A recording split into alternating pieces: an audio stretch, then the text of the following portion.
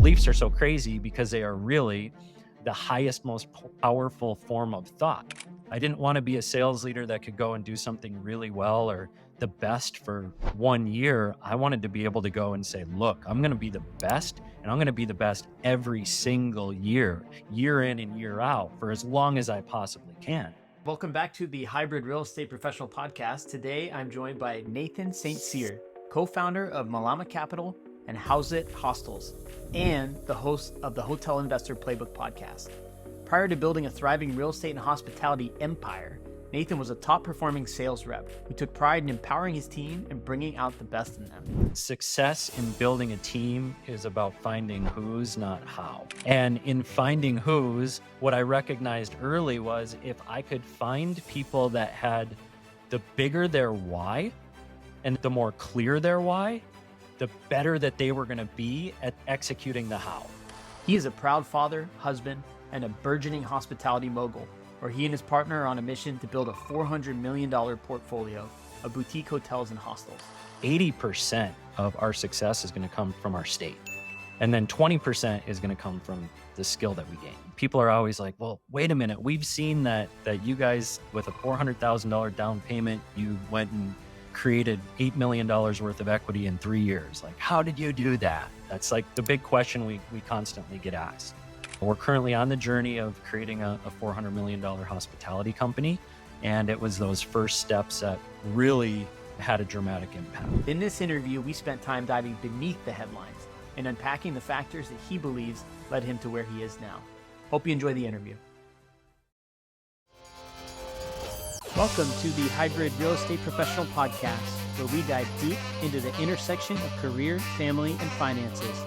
Learn the mindsets, tips, and strategies to help you on your personal journey to build a life of abundance and purpose for you and your family.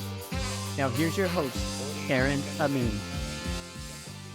All right, welcome back to the Hybrid Real Estate Professional Podcast. Today, I'm joined by Nathan St. Cyr. Nathan and I met through the Action Academy Mastermind, which we're both members of. And actually, last time I saw Nathan, we were in Tulum, Mexico on a retreat. And this is really the first time we're getting to sit down and talk face-to-face, ironically, even though we met in person. But I would love for you to just introduce yourself to my audience here in your own words, Nathan. Yeah, well, first of all, thanks for having me on. And one of the best things about having a podcast is in the midst of all of our busy lives, we get to take a little bit of time out and connect. So grateful to be on. Yeah, so if I was to summarize a little bit about myself, number one, my greatest passion in life is really my family. They're my greatest joy. So I'm a father, I'm a husband. I have two daughters that are 15 and 11. Being a girl dad is just, I'm incredibly blessed. Also being a son and a brother and an uncle, like all of those things in life, they're what drive me. They're my why.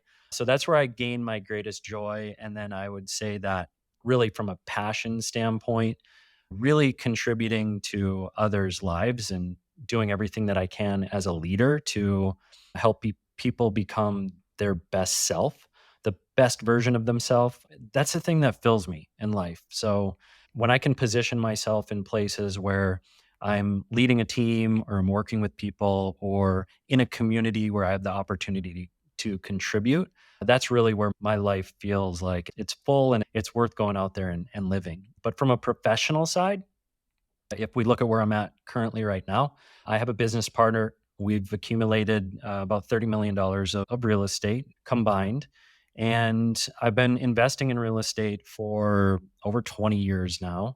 And a lot of people focus on what's happening with us right now. About 3 years ago, we started the journey of creating a hospitality company. And if I really look at that part of our origin story, there's really 3 points that I think are actionable that people can take from, okay, well, what is it? How does that story, how could it impact me? One of them is the value of partnership. The power behind partnership is pretty incredible. And I can circle back to that for sure.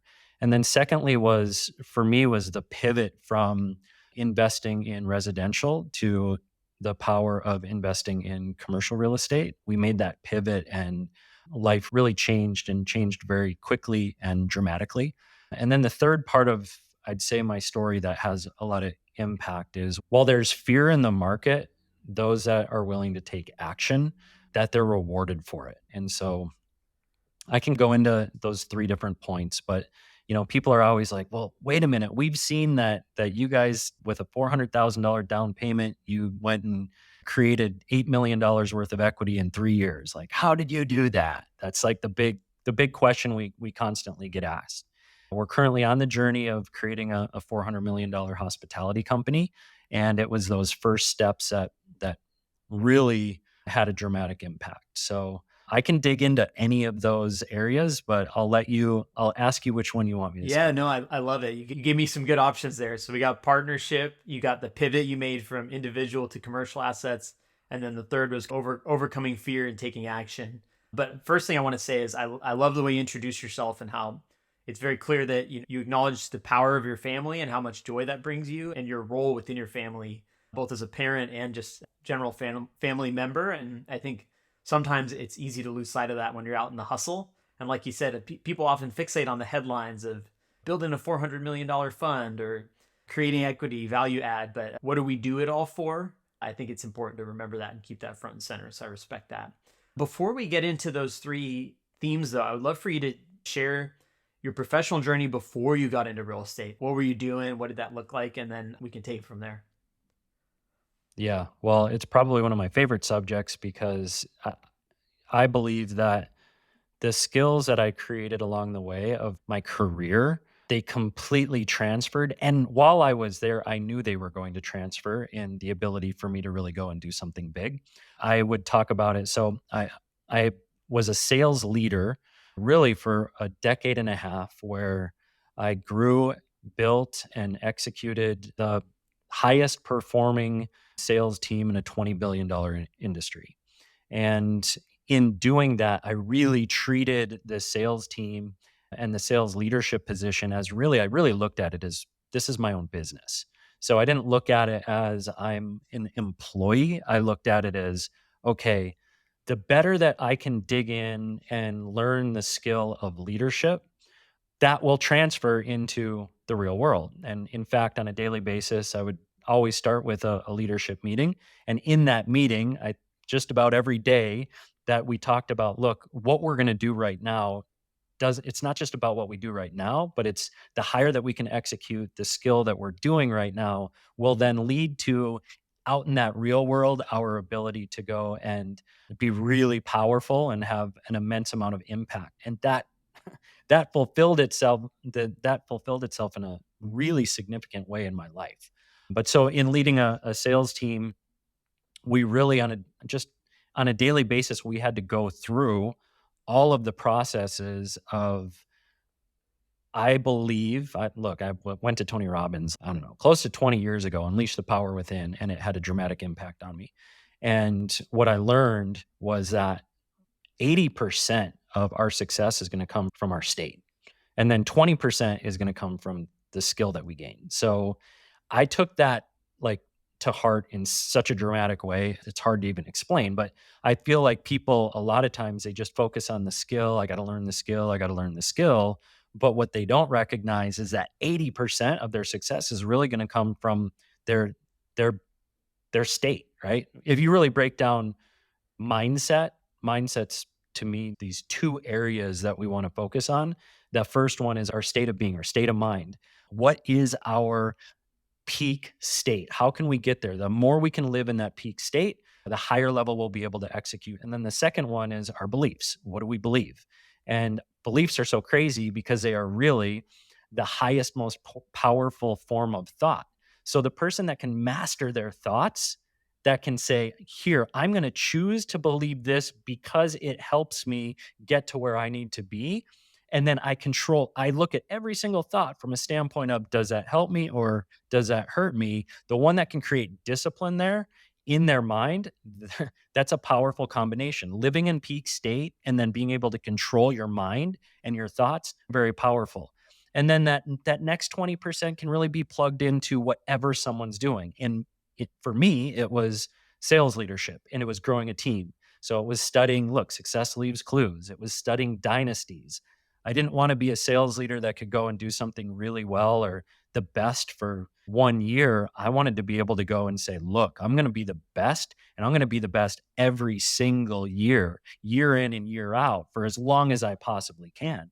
And that really did that occurred for a decade and a half. We ran the strongest sales team in a $20 billion industry. That's amazing. And once again, the theme of kind of focusing on starting from within and then working outwards and dwelling on the headlines and the sales targets. I'm sure you took that stuff seriously. And obviously, you're working for a business. You had targets, you had goals, you had to learn skills and tactics. But it sounds like your philosophy towards leadership was one of empowerment, both for yourself and focusing on nailing that 80% that you attribute to state, and then also empowering the teammates that you served and people that you worked with. And if I recall right, your current business partner was someone who worked under your leadership for a while, right?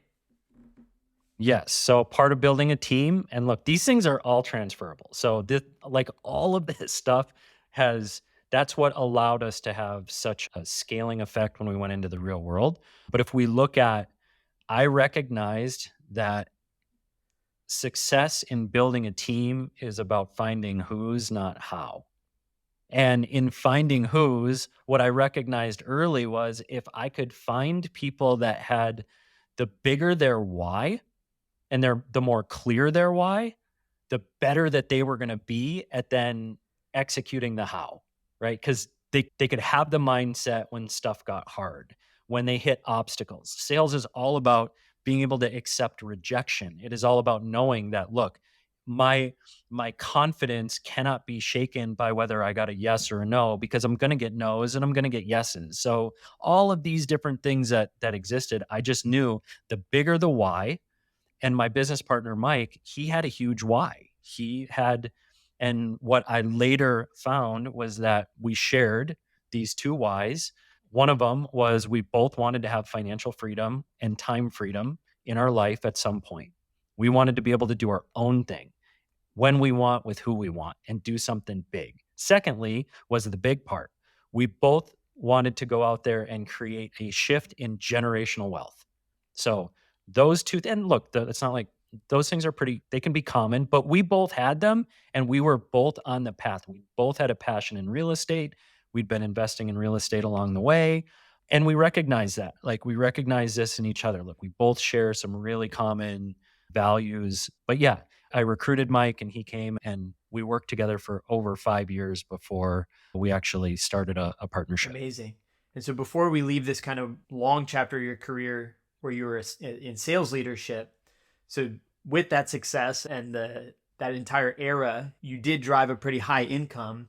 And it sounds like you early on had the idea of investing some of that in real estate along the way because you wanted to work towards financial freedom. But when you build an income that's that substantial and that steady, what does that do to? I always think about the goalposts. If you're trying to replace $100,000 salary, the math to get there with real estate is a little bit different than if you're trying to replace a $750,000 salary. And same thing with like lifestyle creep and just trying to manage your own expectations of what your life should look like. So can you maybe talk about some of the challenge? Like obviously anyone would feel blessed to make a lot of money, but there are inherent challenges that come with that, especially if you're seeking that time freedom and financial freedom. Yeah. Well, if we actually rewind, that's a really good point. If we rewind even further, I was left with a very difficult decision early in my life. I didn't come to Maui for the rainbows and the waterfalls and the palm trees. I followed a girl and I met her at college my first year, my freshman year. And I decided not to go back to where I was from, Minnesota, and follow this girl out to Maui. And at the end of the summer, this girl laid it on me. She's, look, I'm not going back to college. And I'm like, what? So I had to make this decision in my life. Do I stay on Maui with this girl or do I go back to college? And my mom, I was raised by a single mom, and she had done everything in her life to put me in a position where I could go. I was at Pepperdine University and I could go to this great school, and she shaped me to have this opportunity. And so it was like, I'm breaking someone's heart here. And long story short, I'm still with her today. That's my wife. And I made the choice to stay here on Maui. But if you think about island life, especially if you think back 30 years ago, that's how long I've been here. It wasn't career. I mean, what, it was like, okay, well, what am I going to do? And I happened to read the book, Rich Dad, Poor Dad, right when it came out. This was like when it first got released. Most people are like, oh, I read that book. And I'm like, yeah, you read that book 25 years later. But I read that book very early. And what it made me realize was I can do this. Like, okay, this is how money works.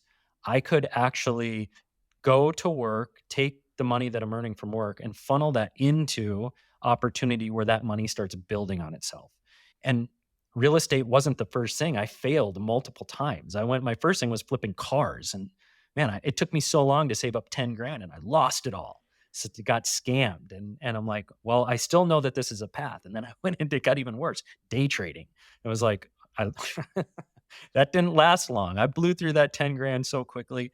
But again, I knew that it was going to pay off. But the reason that I'm winding to this point is because number one, I knew that there was this way in which it could be done. There was a way in which I could have freedom in my life. And it was really by saying, okay, I can take this financial area over here and let that start to grow and work for me. And as soon as that switch occurred, I eventually found my way. I went and raised my first $10,000 of capital to purchase my first rental home. But my goals at that time, this is to bring this thing full circle. My goal was to create $500,000 of net worth that I could then leverage for 10% to earn $50,000 a year. And I was going to retire. So I was retiring off of 50 grand. But look, I was a 20-year-old kid. And so my lens of what I needed at that time was that's what I needed. It was like, oh, cool, 50 grand. I could have passive income of 50 grand. Cool. Well, then as you said, life happens and I realized, wow, I my income started to increase. I found a new career. I started making a significant amount of money, and I was funneling a lot of that money into real estate. So I was funneling it over into purchasing a rental property here and then doing this. I did a ground up development and I was doing these things along the way. But as I was doing that, my income went to close to $750,000 a year for over a decade. And so you're right. Once you set that new bar and that new standard, and now you have family and you have kids and you have private school and you have all of these things, you've created a new level for yourself. So that that what's needed definitely shifted and definitely changed. And it was going to take something really big to create the actual freedom. Now, I can also say I loved and I had passion for part of what I did. Some people hate what they do, and that's a little different scenario. It's tough to stay in something that you hate. I love being a leader. I love helping people become their best selves. I love watching people change their life in front of me. So, although I wanted to do something on my own, I cared about the career that I was in. It aligned with my passion. Yeah, no, I love that. And I also like you're talking about how first of all, you clearly your bet on your now wife worked out, right? So Now, there's yeah, 30 years later, with 2 kids. something to be Yeah. said for that, right? Even as difficult of a Yeah. choice as I'm sure that was. But also you're talking about some of the things you tried when you were younger and the relativity of that all too, right? Like $10,000 to you at age 20 felt like a tremendous amount. And now 20 plus years later, and after going through all these different income rungs and having kids, like the relativity of money changes too. And I think when people talk about their FI number and financial freedom, sometimes people set that bar when they're like 23 and they don't have kids. And, we talk about lifestyle inflation and lifestyle creep, but having kids is not lifestyle creep, in my opinion, right? Kids are expensive, but they're like you said at the top of this interview, the most fulfilling part of our life as parents. And so I think sometimes it's hard to factor that in as you grow and you try and plan for like, where do I set the marker for financial freedom? That's why I believe, and that's why kind of the theme of this podcast is if you find something you love doing and you have a career that you're passionate about, it plays to skills that light you up and maybe puts you in positions of leadership where you enjoy building other people up too. And you can take all that and use it to funnel into things like real estate that can build that side income. It's not that's the end goal per se. It's you're using them to complement each other instead of one as a means to an end. And so I think that's a really nice retrospective that you have on your time in your career because you enjoyed it. But then Yeah. you also like you let it evolve naturally into where you are now. So I think that's a really nice way to Yeah. think about it. And to your point too, if you hate what you do, it's really hard to stay there for any longer than you absolutely have to. So I believe though that there are jobs and there are ways to make money that can make anybody happy. And so nobody should suffer in silence and just grind it out. There's ways to make a change, especially if the pain is great enough.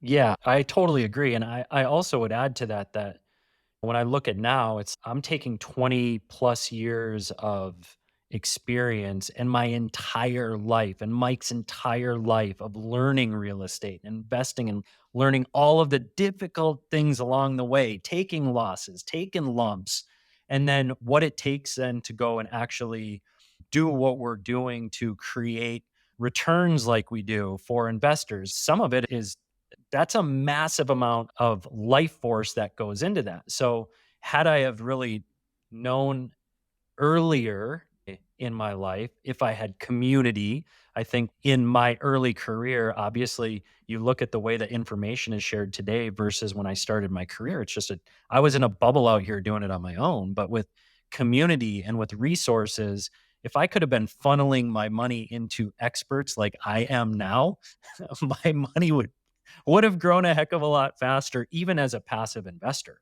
So I think there's that side of it too. If you do find something that you love, but you can understand the fundamentals of real estate and investing, there are experts out there that put their entire life into it that it would take you a massive amount of time to get to where they are to earn the returns that they do. So that's a whole nother kind of conversation. Yeah, absolutely. Today's episode is brought to you by the Remote Real Estate Academy, the community I launched last year where I personally coach investors and empower them to buy rental properties anywhere in the United States. My business partner Nathan and I have a collective 15 years experience with over 20 cash flowing out of state rental properties. We provide a step-by-step playbook on how you can build your own portfolio and start accessing the life-changing benefits of real estate investing starting today. Go to remoterealestateacademy.com for more info, or better yet, shoot me an email at aaron@aaronamin.com with subject line RREA, and I'll throw in a special bonus for podcast listeners who join the Academy. Now let's get to the show. Absolutely. Well, as somebody who read Rich Dad Poor Dad in the late 90s when it came out and who went to Unleash the Power Within 20 years ago and adopted all those mindsets and used it in your career, it's clear that you recognize the power of focusing on mindset as a driver for all this success. There's one other topic from your past before we get into the three pillars you mentioned. And I did get your permission Yeah. to ask you about this before we hit record, but one thing I know we share is sobriety, right? I have 5.5 years, and I believe you said you have about 18. So doing some of the math as you took in some of this mindset knowledge and internalized it shortly thereafter, you also started your sober journey. So I'm just curious if maybe you have some thoughts on how that change in your life has impacted your overall trajectory too. Yeah. And I would actually say that all of that timing you just picked up on runs together. Like sobriety brought the desire for me to become my best self. In my desire to become my best self, that's when I started investing in myself and going to Tony Robbins and investing in my mindset and being like, oh, cool. Well, I have the opportunity to take control of my mind, to be disciplined in my mind, to put all of these things in place where that becomes an actual focus. So it was a moment in time where I actually was able to recognize that by being sober, I actually was had an awesome opportunity to really get the best out of who I was, which I'd never done before. So yeah, that and I also believe that, through not being sober, there's the reason I got sober was because of the destruction that comes with it. And with destruction is just tons of failure. But I also believe that all of us, it's really the failure that really I connect with failure in others. All of us have failure. All of us have self-doubt. All of us have insecurity. All of us have fear of stepping into things that are scary that could result in failure. All of us have that. And I think that as an alcoholic addict that I really learned the lessons of failure in a at a deep level. And it's actually become one of the greatest blessings in my life because now it allows me to connect with people in a much deeper I way. totally agree. And I think addiction, when unchecked, is a major liability. But the process of confronting it and acknowledging it and going through recovery and doing the inner work, and it's not an overnight, it's not a light switch that you just flip off. There's a lot of work that goes into recovery, at least in my experience. And once you can regain control of some of that energy that was misdirected and start channeling it towards something positive and productive, like your family, your health, your investments, I think it's a superpower. I know a lot of people that are in recovery that have captured the thing that once drove them in the wrong direction and have turned it into a strength. And so that's why I had to ask about it, because I feel like you said Yeah. it parlays into the turning point in your story too. Yeah, well, I was listening to the audiobook by Dan Martell, Buy Back Your Time. And in that, he talks about entrepreneurs. And he gave this statistic that like blew my mind. He's like, 9 out of 10 entrepreneurs have had some sort of trauma in their youth. And it's going to come out in some level of self-sabotage. And then there's these 5 different areas where it could come out. But anyway, so yeah, I do believe that it really is and can be, if directed, it really is our superpower. And I'm grateful for it. Awesome. Well, I appreciate you being willing to share about that.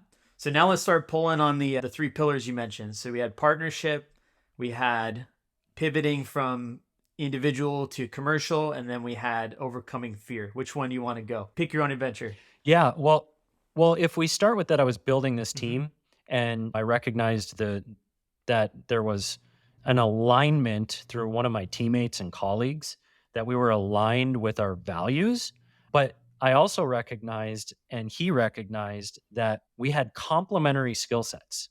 So, I was the guy that was like, "All right, where's impossible? That's our bar." I was the visionary. I'm like, "All right, here's the bar. Let's envision it and then let's go." Right. He was an executor. He was the guy that, and I was building the team and getting the people to go out and execute and leading people from the front and seeking to serve. And so all of these things that created this great culture I was able to have as a skill set. He was an unbelievable executor. He was process oriented. He'd follow me around the first year that he worked with me with a recording device. And he would say, "Hey, I got this. What would you do?" And he would record it then. And then he would go and he would transcribe it. And he was a detailed auditing. He would follow all of his like commissions and all of the different, I mean, he was extremely detailed oriented. And so we recognized we want to both do the same thing. We want financial freedom, time freedom, and we want generational wealth. We could probably do it better together than on our own. And so we started on this trek, and what occurred was he left me in the dust. He left.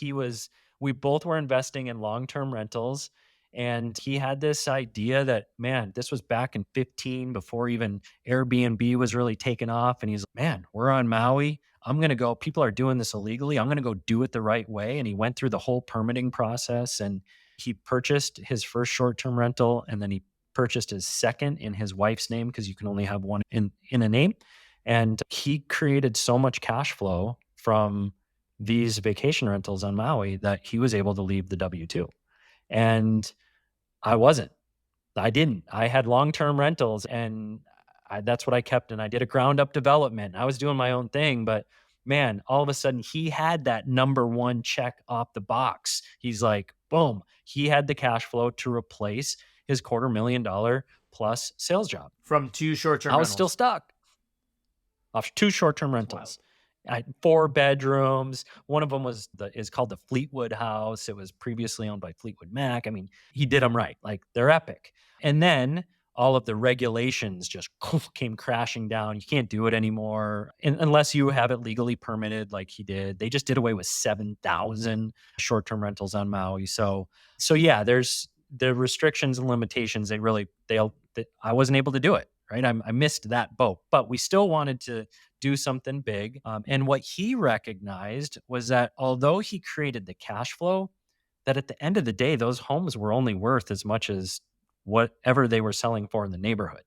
right? It didn't matter how much income he was bringing in. The banks weren't looking at it that way. If somebody were to purchase that house, they weren't going to purchase it because they couldn't now that didn't transfer. His short-term rental permit didn't transfer. So it was just worth whatever a house in the neighborhood was worth. And so the generational wealth piece wasn't going to happen through that avenue. It just wasn't going to. And it wasn't going to happen for me at all because I was too late. So we started going through a multifamily investment educational program. And we're like, look, with commercial real estate, if you can go in and improve the value of something and the income, if you can optimize expenses, and if you can go increase your top line revenue, you're going to create more NOI, and that's going to force equity and wealth growth. Okay, let's do it. So we went through this, and it was really difficult for me though, because I kept looking at him and his freedom that he had while I was still working. And I was like, man, the margins of an apartment building are nowhere near what the margins of his vacation rentals were. And so it was just this bummer. I was like, gosh, dang, this is going to take forever. And then we called on our first property, our first apartment. We wanted to do our first one here on island. We felt more comfortable doing it that way. First property we called on, the agent said, well, I apologize, but it just went under contract today. And one of us said, well, can I ask a question? This apartment building says previously run as a hostel. And we're like, huh? What is that? And he's, well, it's under contract anyway, but and we asked again, and all of a sudden he realized, wow, these guys are interested in this hostel, because we were thinking, man, a hotel on Maui, there hasn't been a hotel on Maui that's sold or traded for under 25 million in the past 10 years. So, but this was a couple $1 million apartment building that was being run as a hospitality asset. So the light bulb went off. We're like, is it possible for us to go and purchase an affordable, approachable piece of real estate, but yet in the commercial space where it's actually properly zoned, and we could go and then put the transient vacation rental or the short-term rental model to it, but in this, what we knew nothing about, this hostel type hospitality asset. And anyway, when he recognized that the light bulb went off, he started inundating us with hostel information from Europe and from Asia and all these other places around the world where hostels are this unbelievable travel opportunity. And one thing led to the other, and we recognized this was an opportunity for us to go and capitalize. And we purchased our first building in 2018. Didn't end up happening because as we went through to convert the property, it was previously run as a mixed use commercial. Right as we were getting ready to make the conversion, gone through county, ran into challenges, but we're working our way through it. This crazy thing called COVID hit. Banks pulled out. We had a hard money lender. We were just getting it ready to get it refinanced at the 11th hour, and we faced our first significant challenges. We made it through.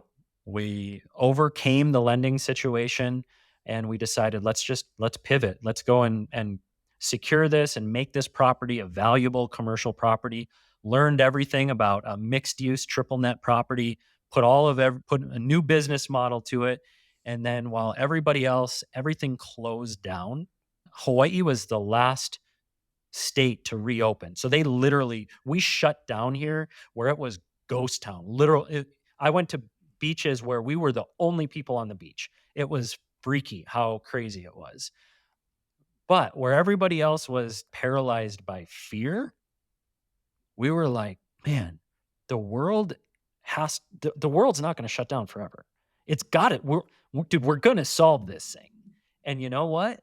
Now is the time for us to go attack this. So, I mean, you got to imagine how many people out there are thinking that the best idea in the world is during COVID, in the beginning of COVID, where everything is shut down, let's go invest in dormitory style accommodations, shared accommodations, and we're going to go crush it in the hostel industry. Not many people, but we did. And so we started knocking on doors. There were a few hostels here on Maui, and we decided to pivot. Instead of converting a building, we decided let's go purchase one that's properly zoned, that's already up and active and is shut down now because of COVID, and see what we can do. And that's That was the path. And that path allowed us to purchase really pennies on the dollar, a hospitality asset. And then we just went all in from there. We decided that we were going to develop our prototype. We looked at the market and we saw that there was opportunity in the US market to really go and to make a statement, create a brand. And now we're on the journey of creating a $400 million company. God, I love it. I wasn't expecting you to hit all three pillars in one answer, but let me retrace some of that and some of the stuff that popped out to me, right? So your partner pivoted away from long-term rentals and he bought two short-term rentals in Maui, one in his name, one in his wife's name. And between those two properties alone, he did them not renting out a spare bedroom in his house, but he got nice houses with good amenities and great service. And those two houses alone replaced a $250,000 income. That gave you guys the bright idea that, hey, this short-term rental and hospitality model has the cash flow, but what it doesn't have is that doesn't contribute to the equity of the property because the property is valued just like any other single family house would be. So that whole time you were learning about commercial real estate and how, hey, the cash flow and the profitability actually drives the value. So you were trying to marry the two, and that's what brought you over towards the hostel model, where you could combine those two and you could provide that service and hospitality in a commercial building and drive value.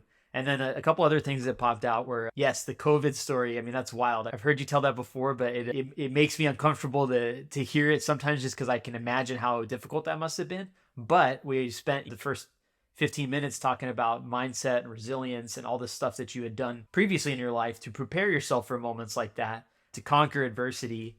And I'm sure that didn't make it too much easier, but it allowed you to get through it. I mean, I don't know if you want to maybe touch on that a little bit, but I'm sure some of those like Yeah. darker, harder moments, the work that you did leading up to that prepared you to get through that. Yeah. So I'll give you two areas where these skills really played in. Number one, the loan that we purchased our property that we were going to convert out of bankruptcy. And so we had to do that because it was out of bankruptcy very quickly. So we did it with a hard money loan. And that hard money loan was coming to an end right prior to COVID. And because of COVID, they weren't going to extend.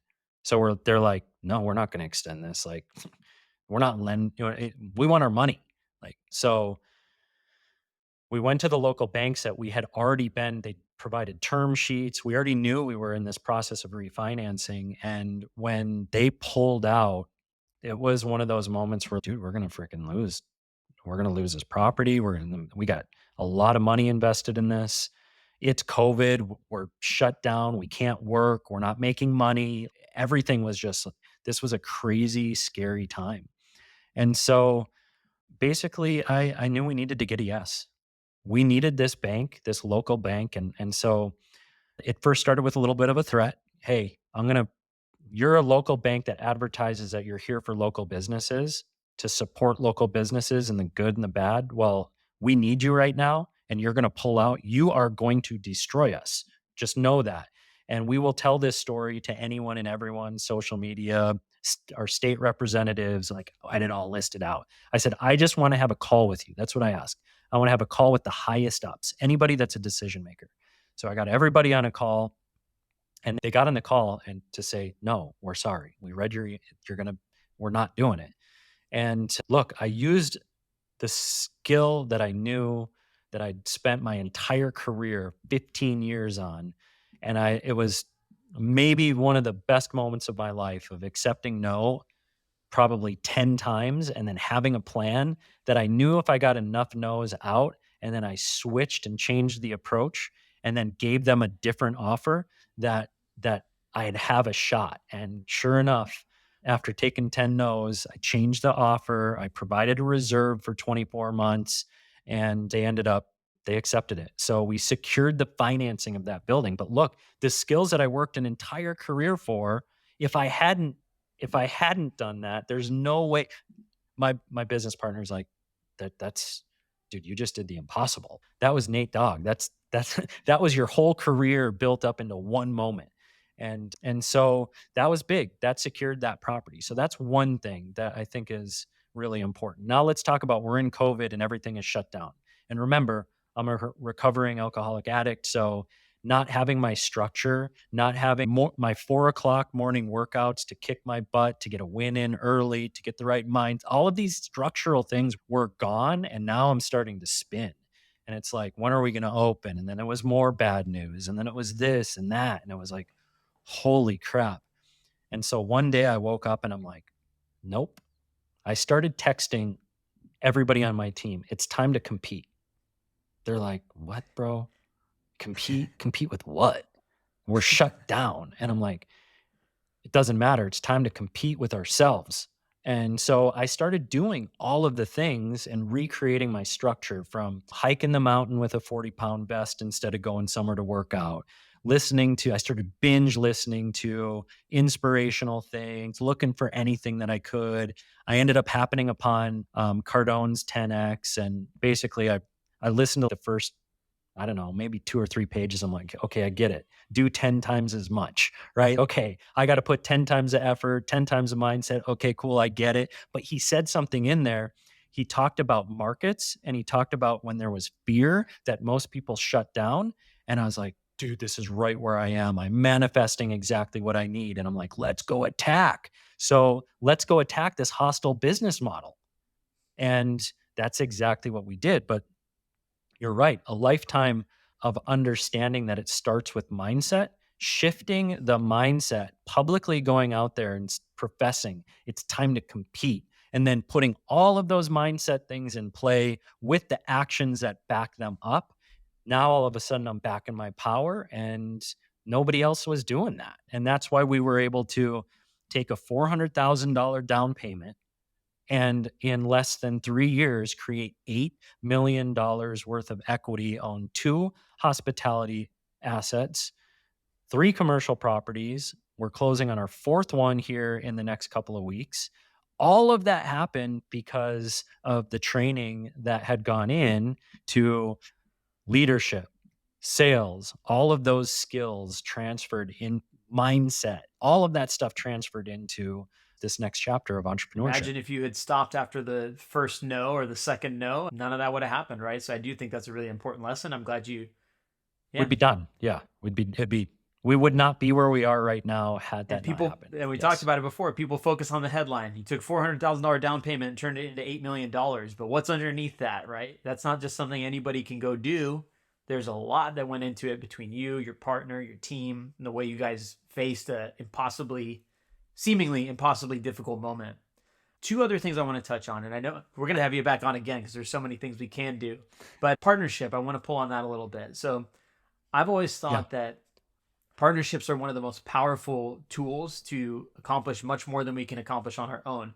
However, one of the things I think people sometimes maybe look over is it's really easy to be in alignment at the very beginning because you're excited, you're probably in a phase of life where something attracted you to each other, you've felt out some form of compatibility, and you're aligned right then and there on what you want to do in the next 1 to 2 years. But when you enter a partnership, it's typically a long-term arrangement where you have 2 kids. I don't know about your partner's family, but you guys have different lives, and lives take different trajectories. There's tragedies, there's all sorts of things that can come up, right? And so I think less Yep. about are we in alignment right now? That's incredibly important. But what's going to happen 5 years from now, 10 years from now? What happens if we have competing visions? Like how do you manage toward those things to make sure they don't become problems? So I wonder if you can maybe talk about that and how you guys tackled that, knowing that you were both big thinkers and very ambitious people too. Yeah. So first of all, I'd say I think there's different levels of partnership, right? I think when somebody's trying to get started in there, when someone's just trying to get started, hey, I want to match skills, and it's not a marriage forever. If I have skills and you have skills and we have similar values and we just organically get along, you can go and do a project together. Like your skills marry with mine, we can go do a project. That is, I feel like, an extremely important.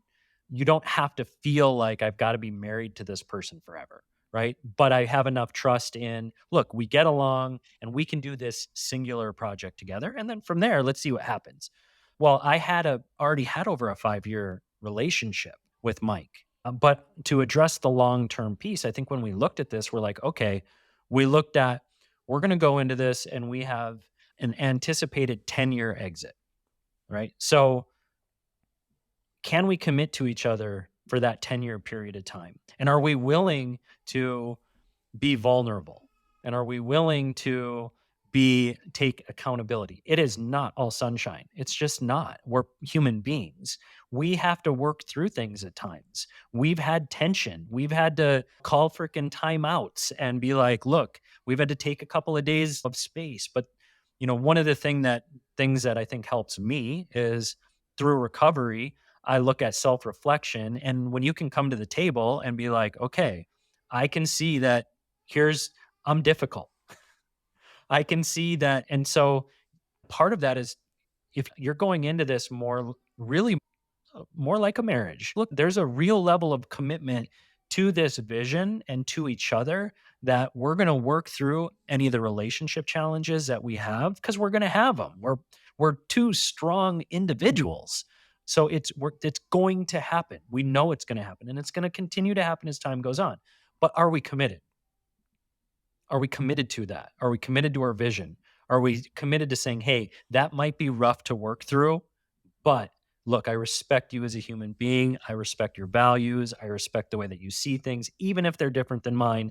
It's okay. We're aligned in the vision of where we're going, and whatever we need to do to work through any challenge that we face, let's just be committed to work through that. And that's how it's worked. That's how it's worked for us. And not always easy, but we make it through. And so I think that I don't know if that answers your It question, does. but Yeah. that part of it is really important that, yeah, you got to plan for all of those things. And then secondly, obviously, then there's the legalities of making sure that you have a strong operational. We also put that then in writing, like, all right, this is what we're Yeah. doing, right? This is our company and this is how it works. And this is what would happen if something tragic happened. And you cover those things in the beginning. But you also, I think, aside from that, if you can really feel like I can look this person in the eye and from the heart, I can make this commitment to them, that's the bigger thing. Can we look each other in the eye and commit to each other that we're going to take this thing through to the end? You nailed it. And I think you addressed exactly what I was hoping you would, which is that right when you get the idea of working with somebody, doesn't mean you have to go form an LLC with a 10-year commitment. You can try something like a JV or another form of partnership to test it out, stress test it, see if you can work together, see if you can hold through one project before you commit to 10. And then second is, yeah, like having that real depth of understanding the commitment you're making to a partner before you enter a long-term arrangement. And then knowing and upfront that there will be difficulties and that you both have the composure to self-reflect and acknowledge when things are getting heated, like you said, timeouts, and just like being adults about it. But the point I would think on is, like, if you rush into it and you don't have those conversations until you're 2 years in and until you face your first conflict, it's going to be that much harder. So you guys have an Yeah. amazing, huge vision, and I can't wait to see you continue to just soar towards it. But I can't help but think how the strong foundation you just described, had you not had those conversations, there could be tougher times ahead for you. But you've built such a strong partnership and foundation that you're set up to weather those challenges. Yeah, Yeah. So absolutely. so Nathan, we're almost out of time here, and I am going to have you back on because God, I just want to learn more about you. But what can people do if they want to follow you? Where can they find you? I know you're a podcast host now. Give us a few different ways people can stay in touch with you. Yeah, it's actually really simple. Right now we're on this journey to build a $400 million hospitality company, and we're documenting that journey. So it's really exciting for us to say, all right, instead of just doing this in a bubble out here on ourselves, let's document the journey. So anybody can follow us and reach us at the Hotel Investor Playbook, where we're really teaching people to do what we did through our podcast. Purchase a hotel in under a year through gaining the skills and learning from us and really compress time. Take what we've learned and our challenges that we've faced. And so, but it's whether it's Instagram or whether it's our website, the Hotel Investor Playbook, that's our podcast as well. So just remember the Hotel Investor I'll make Playbook. sure to drop it in the show notes. Nathan is a wealth of knowledge. He's very generous with information. I've listened to several of the podcast episodes. They are full of tactical knowledge too. I know we spent a ton of this interview on kind of your background and mindset and a lot of that stuff because I feel that stuff is very important, especially for people who are mapping out the earlier part of their journey. But Nathan also gives away a ton of tactical information and breaks down the journey of what it takes to succeed in hospitality. So highly recommend you check out his podcast. Thank you so much for coming on the show. I learned a lot about you, and I can't wait to continue to follow your journey. Thanks for having me on. I appreciate it. Thank you for making it to the end of today's episode. As you may know, podcasts are very difficult to grow organically. If you're getting value from today's episode, I'd deeply appreciate if you can take 30 seconds to leave my show a 5-star rating and review. This will go a long way to helping me reach more listeners just like you. Thank you so much in advance.